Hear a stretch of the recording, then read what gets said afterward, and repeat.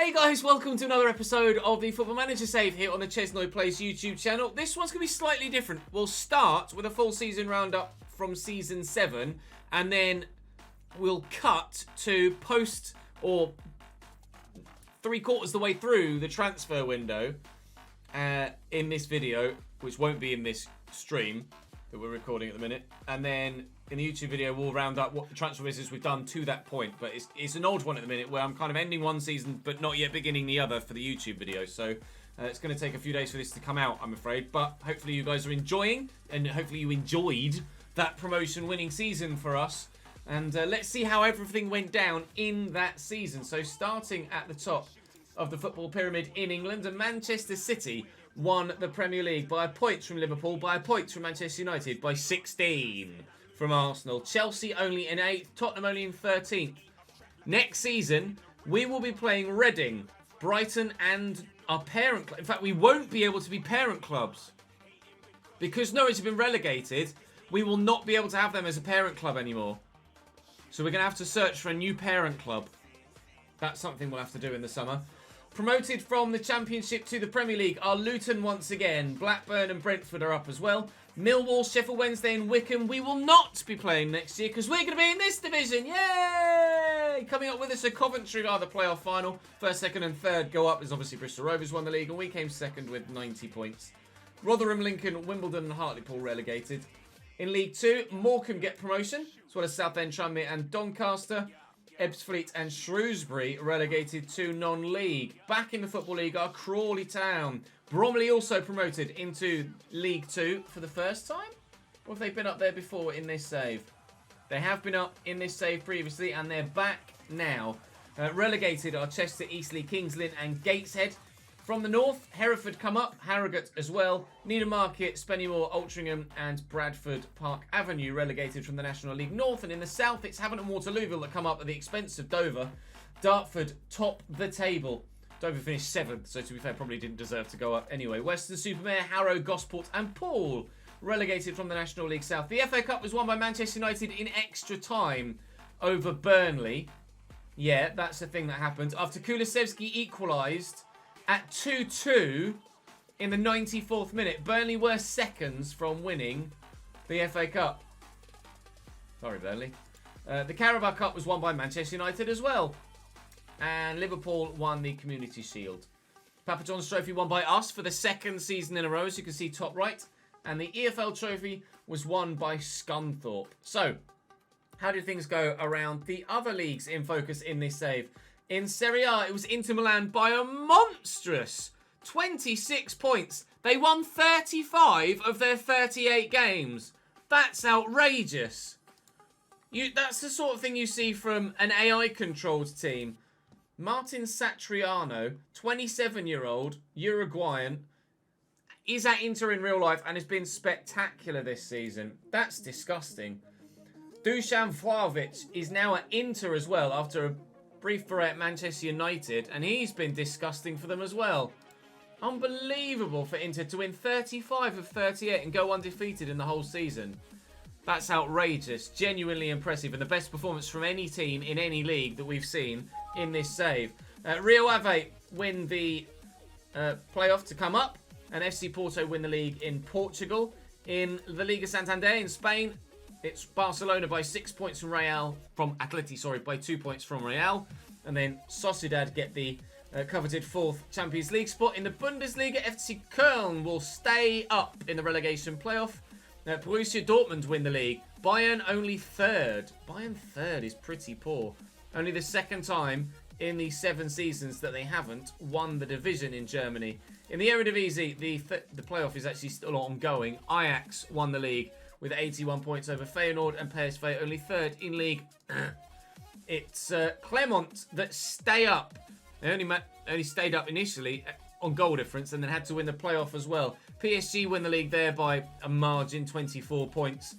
Lyon in 2nd. And in Pro League in Belgium, it is Club Brugge by 4 points. That is how it all went there. In the Champions League, it's PSG on pens over Arsenal.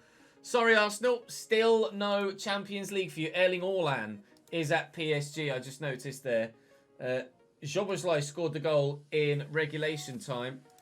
And then Erling Haaland buried the first penalty. Presumably he's been smacking them in. 38 goals in 48 games this year. 121 million paid by PSG. Yeah, he's a bit monstrous, really, isn't he? That's disgusting. In the Europa League, it was Juventus over Chelsea. What a Europa League final that is. And Bayer Leverkusen 4-1 over Mönchengladbach in a all-German final. Thiago Thomas, the top goal scorer with 13, who looks very capable indeed for Bayer Leverkusen. Particularly good player there, evidently. That is all she wrote for the season roundup. Now, like I say, I'm going to cut here to the beginning of the new season, basically the first league game. We'll give you a transfer roundup when we get there. But for now, I'm going to stop the recording and just crack on with the stream and the transfer window. And I will see you on YouTube in a moment, which for me is probably going to be a few days. Whereas for chat, we're going to be for a while going through this transfer window. Right, drop the video a like if you enjoy. Make sure you're subscribed. And hopefully, when we cut, we've done good transfer business. Has us back down in 20 seconds. But there's 4 of us here, 5 of us on 50-1. So we could finish, predicted to finish anywhere from 19th to 23rd. In the season preview. Our media prediction is 21st, which would be survival. And I'd absolutely take it. But we'll use that as the beginning of the next highlight whilst we say, hello, YouTube. I'm back again. You had your season roundup from the last season. We have been busy in the transfer window. We've spent some money. We've made some money. We've got some more money to spend if we need to. But we have been busy with players in and players out. The squad is full, although there are still some players like Jordan Rossiter that are still here that I'd like to continue to try and move on. Rankin Costello is a player I'd be open to letting go as well. Brian Reardon doesn't look like he's actually going to be that good, so I will terminate his trial. Sorry, pal. Whilst I show you the transfer history. Key to mention as well, we're going into the first game of the season in one day's time. First game of the championship season, of course. And it just so happens that the season opener is my 400th game in football management. So, unfortunately, I have a funny feeling I'm going to get beaten in my marquee game. But never mind. So, transfer history. We'll do players in first. Hugo, youngster, has joined us for free. Has gone out on loan to York. He could be a money spinner later down the line. Not expecting him to grow that much, although supposedly he could become a championship level player. But it's more just sign him for free, potentially sell him on in the future. Jim Naylor, we've signed actually from Middlesbrough, who is a young right back, 22 years of age, that has the potential to grow quite well indeed, actually. Could be a leading championship player. We've tried to loan him out. No one's shown any interest yet, but he will be then moving forward my backup right back. We've signed Darko Giabi, who's come in as the top earner in the club, but you can see why from those stats. Signed for free from Manchester City. Had a year on loan last year in the Belgian top division, actually. Belgian top division. And was all right in the top flight in Belgium. So if he could do a job for us in the second division here in England, we'll be delighted. And he's definitely an improvement on some of the players we had. Callum O'Dowda is 33, signs for free on $7.5 grand a week. But you can see he still has a lot to offer, even at such an age. And has been consistent performer for years in the Championship. So I'm hoping he can offer us a little bit of extra experience and we can do well with him. Also coming in is Jorge Domingos. Now he's come in without a work permit but was willing to sign. We've sent him out on loan to Leuven in, again, the Belgian top flight. I was hoping he'd get a work permit because he counts as homegrown for because of his time at Arsenal, but he doesn't actually count as getting a work permit. So we're going to send him out on loan for a few seasons and hopefully just make some money off him. You can see his valuation is astronomical at the moment. If he ever ends up in a position where he can earn a work permit and stay, then brilliant, because he has the potential, supposedly, to become a Premier League level player. And you can, again, see why. But fingers crossed, he'll at least earn us a few million. Almost certainly not that level, but he'll have a year, at the end of this season, he'll have a year left on his contract and should be worth at least 4 or 5, and I'm sure we could drum up some interest in him. So I'd like to do so. And we've recently, our most latest signing just a few days ago, 5 days ago, is Robbie McCrory as a backup goalkeeper. Comes in as Luke Southwood left us, and we'll see that in a moment. But 16 one-on-ones, 13 reflexes, 12 positioning, 16 jumping reach, even only being 6'2". This could be a good backup goalkeeper for us then. So outgoing is Lewis Thompson, who's gone to Newport on loan. He was obviously at Doncaster last year. He's only got a year left on his contract. Couldn't sell him, so out he goes on loan. Oakley Booth, we were able to move on in the end. We got 900k for him. He's gone to Hull in the Championship, so he's still staying at the same level. But I'm not sure if they're going to play him or not. Hugo, as we mentioned, has gone out on loan to York. Luke Southwood, as we said, has left us. He's gone to Sunderland in the Championship for £170,000. And to be honest, I think McCrory's actually a better player. He's not quite as agile, but I think he might actually be a better player, Robbie McCrory. In fact, let's compare him with Luke Southwood, and attribute-wise. I mean, it's all pretty much Robbie McCrory, isn't it? So I think we've done well there. We've done very well there. Alan Dafford has sold to Huddersfield for £20,000. I was hoping to get a bit more for him, but obviously I can't really ask for much more. Domingos, as we said, has gone out on loan. Big Tony Milton's gone out on loan to Plymouth for a year to try and get some regular first-team football in League One to hopefully continue his growth. We have a couple of decent midfield prospects, actually. And Adam Phillips, I tried to sell on. For the life of me, I couldn't get anyone to actually bid. So he's gone to Wimbledon in League 2 for a year's loan. And his contract will expire at the end of the year. We'll let him leave on a free. So that's the transfer business. I'm still trying to move on Jordan Rossiter, but nobody will buy him, nobody will loan him, and he's still got 2 years left on his contract. So I'm pretty lost as to what to do, really. I'm going to try and get him out if I can, but it doesn't look likely, so he will have to stay in the squad. And he might come in handy, he might not, but Dan Lardy has come back and is staying for the time being. We're going to use him till January. Take him off the loan list, actually. We're going to use him till January, and then see if we can get some decent football out of him with some loan spell, with some rotation football. If he's decent enough, then he can stay. If he's good enough, he's old enough. But Mikey Johnston, I'm trying to loan out because of the introduction of Callum O'Dowda. But again, I might need him as a rotation player, so we'll wait and see what happens on that front. But we're oh, there you go. Wickham have come to loan him, but they won't. They didn't. I'm going to actually reject that. Let me see if I can offer him out for loan and someone will actually pay some of his bloody wages. I'll offer him out at 80%. Because obviously the whole idea would be to try and save some money as well, because the financial situation of the club isn't great. We've only got 900 grand in the bank because we made 1.1 million in the transfer window. Without the sale of Oakley Booth, we'd be in debt. So, and with a wage budget and wage outgoing, again, taking another step this year, it's going to be tough to try and keep the club afloat without some player sales or significant... Now Wickham won't bid for him. Swansea have bid 500 grand for Sam Smith, which is intriguing, but obviously we're not interested in selling our top goal scorer. In fact, that was 500 grand plus some more as well. 875k was the overall fee, but Sam Smith will stay, thank you very much. I'll try and loan Rossiter out again. But as ever, do make sure you drop the video a like if you're enjoying this save, and subscribe to the channel if you haven't already to ensure you don't miss out on any future content, of course.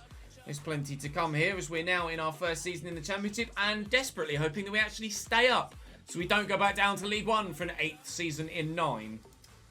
Middlesbrough at home next, the side that denied us the opportunity to get promoted 2 seasons ago because they beat us in the playoff final.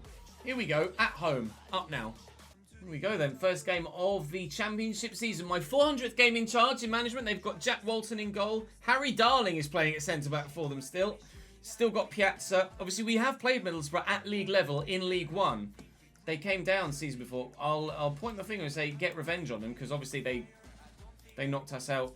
Well, knocked us out. They beat us in the playoff bloody final, didn't they? So I'll be curious to know where they finished last year. Where did they finish last year in the Championship after coming back up? 9th. That just shows you how freak that relegation season was. And the fact they only made it into the playoffs and didn't go automatically up 2 seasons ago was remarkable. Then they finished 9th and nearly got into the playoffs again in the league above. I have a funny feeling we're not going to do that well in this first game against Middlesbrough, but we'll see how it goes. Oh, that actually worked that time. Option on the right. It's gone left instead. Challenge. Well up, Connor. We haven't seen a highlight of a Cambridge United attack or chance on goal all game, but Gabby is in, and on his debut, might just have won us the game. He's our highest earner, Darko Gabby, and he may well have just won us the fixture by that, banging that on the counter-attack. We're going to waste all the time in the world, and somehow we might just have stolen 3 points here. It would be absolutely typical FM if they now go and equalise immediately. And it would be no less than Middlesbrough deserve, but we apparently might be about to do one over on them. That would be payback for the loss in the playoff final, wouldn't it? Go on, Peter, you're in. You've got support with Ralston there as well. He's going to cross it. Sam Smith wins the header and it goes over the bar. Oh! They've had 25 shots. 26. But 27. But it appears we're about to get our first... Well, there you go. How to mark 400 games in management with your first game in a new division. Very, very happy indeed. Can't be anything other than delighted with that. They battered us and we snuck a 1-goal win. 3 points towards survival on the board already. Oxford United away. League 2 Oxford United. It's probably worth adding as well. We've had a bit of a rough time of it recently, Oxford, in this save. But we're starting a non-full strength side is basically the best way to phrase it. But we should still win this. So we'll give it our best. Jibril Danladi, I believe, is making his debut for the club at the minute. It will indeed. Oh no, he played one cup game for me in 27-28. Which presumably was actually in this competition as well, but this or the Papa John's, one of the two, but he's making an appearance again. Hopefully he can actually have more of an impact on it this time around. McCrory makes his debut as well, as does Jim Naylor at right back. Not sure what to make of this one so far. I mean, we should be battering him, but we're not. We've got Brighton in the league coming up next. It's only going to go poorly, isn't it? Now Bartlett's picked up an injury. Christ, I brought Bartlett on to replace Gabby, who picked up an injury. Now it looks like we're going to get another injury. And I might have to cancel the loan move for Jordan Rossiter at this rate, because we've got midfielders dropping like flies.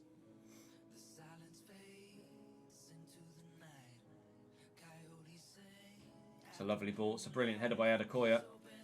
His positioning is great. Young Adekoya, and he's given us the first goal of the game. Entirely against the run of play, but we're 1-0 up. As you can see from the stats. We are going to win. Not the best of performances, but we did enough to get the job done. So, progression is progression. McGrory keeps a clean sheet on debut, so... And that's it. Oh, twisted knee out for 5 to 6 days. 3 days the next game. Carlos Mendes, bruised foot, 2 to 3 days. Peter Bartlett, tight thigh, 1 to 2 days. Well, hopefully I don't have to make any subs in this game. Otherwise, I'm a bit knackered, really. Hey, Aiden, how are you, dude?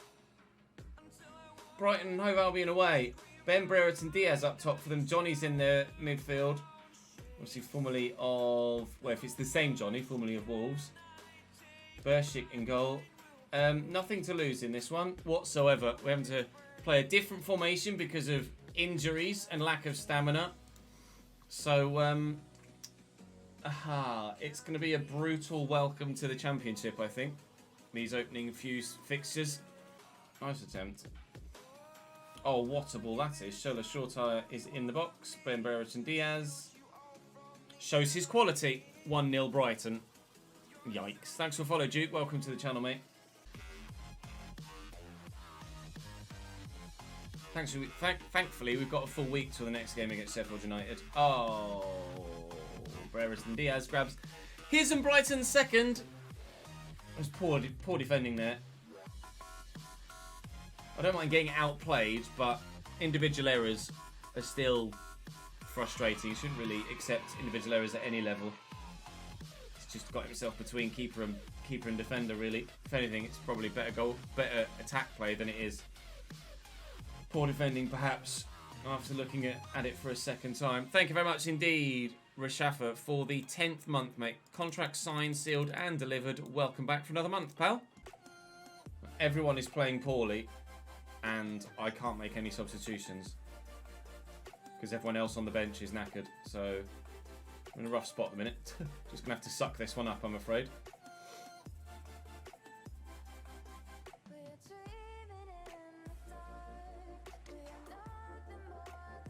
That's a lovely ball to Bartlett. Oh, and it's a good finish too. Well done, Peter. Encourage.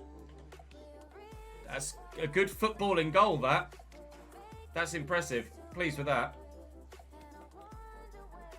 O'Dowda driving inside. Josh Benson with that beautiful ball. And Bartlett with the finish. We're not terrible. We're just not Brighton's level. We've gone attacking now as well. Lovely ball around the corner to O'Dowda. We couldn't, could we? We might, from the spot. Penalty awarded. Cambridge United might have the chance to level it from the spot. Sam Smith. Can he get his first goal at championship level for Cambridge United? From the spot. Yes, he can. We are level. Let's go.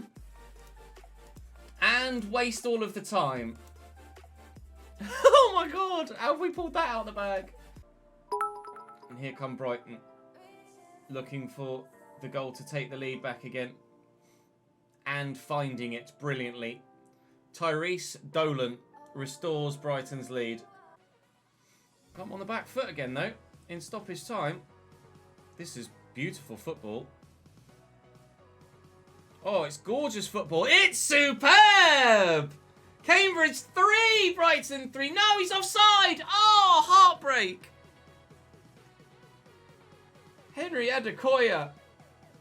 We could have stolen a point. Again, still. Oh, it didn't show me a replay either. I wonder whether he was actually on and it's an officiating error. I tell you what, I am pleased with the performance out there. That was so close to a wonderful result. Oh, heartbreak, unfortunately. But such is how it goes on occasion. Kelechi, we are not going to sign. Curtis Rowley, no thank you. Ollie Webber, no thank you. Oh, dearie me. Right, that is going to bring this YouTube video to a close, lads. Thank you very much for watching. I appreciate the support. Hopefully we've shown some fight in the Championship already this season. And hopefully we'll be able to show that fight for the entirety of the rest of the season. And fingers crossed, we will stay up. We're in 10th in the league, so there's certainly plenty to fight for. We're still going to look to try and get maybe a loan signing in if we can in central midfield. But for now, that is going to bring this episode to a close. Thank you very much for watching, guys. Drop the video a like if you've enjoyed. Subscribe to the channel if you haven't. Link in the description to Twitch. Come and watch these live and show your support there as well. It'd be great to see you. Thank you very much for watching. I'll see you tomorrow.